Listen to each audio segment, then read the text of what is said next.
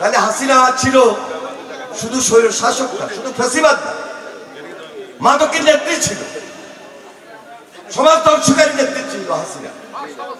কোনোভাবেই যেন হাসিনার এই অপরাজনীতি, এই ফ্যাসিস্ট আবার বাংলাদেশের মানুষের উপর আঘাত না পারে, এখনো দেশে এবং দেশের বাইরে বসে ষড়যন্ত্র করতেছে।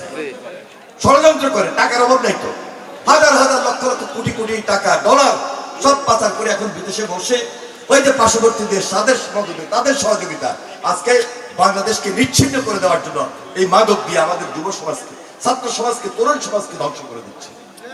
কারণ যুবক, তরুণ, ছাত্র এরা হলো পাহাড় পর্বত পরিমাণ শক্তি, এরা হলো পাওয়ার হাউস। এই পাওয়ার হাউসটাকে ধ্বংস করতে পারলে পার্শ্ববর্তী দেশ মনে করে যে বাংলাদেশ ধ্বংস হয়ে যাবে। কিন্তু জিয়া রহমান এই বাংলাদেশটাকে এমন ভাবে সৃষ্টি করেছেন সার গঠনের মধ্য দিয়ে।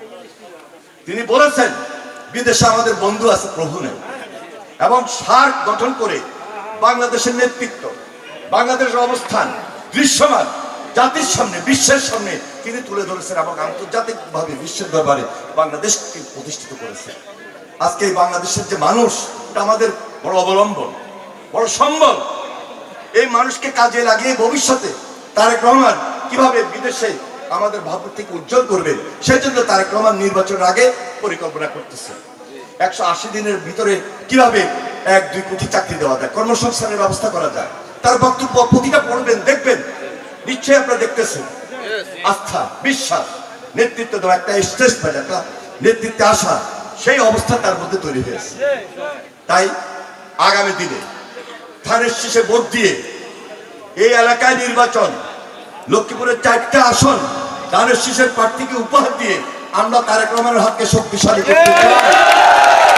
এই জন্য এখন থেকে ঘরে ঘরে ঘরে ঘরে দাওয়াত দিবেন, খালেদা জিয়ার সালাম নিন, খালেদা জিয়ার সালাম নিন, তারেক রহমানের সালাম নিন, স্বাধীনতার ঘোষক জিয়া,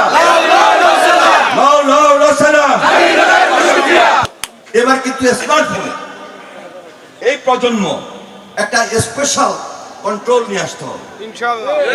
আইটি যেন কোনোভাবে এআই এর মাধ্যমে, ডিপফেকের মাধ্যমে, আইটির মাধ্যমে আমার আপনার বিরুদ্ধে কেউ অপপ্রচার না করতে পারে। জেলা বিএনপির নেতৃত্বে একটা special IT group, online activist group তৈরি রাখতে হবে।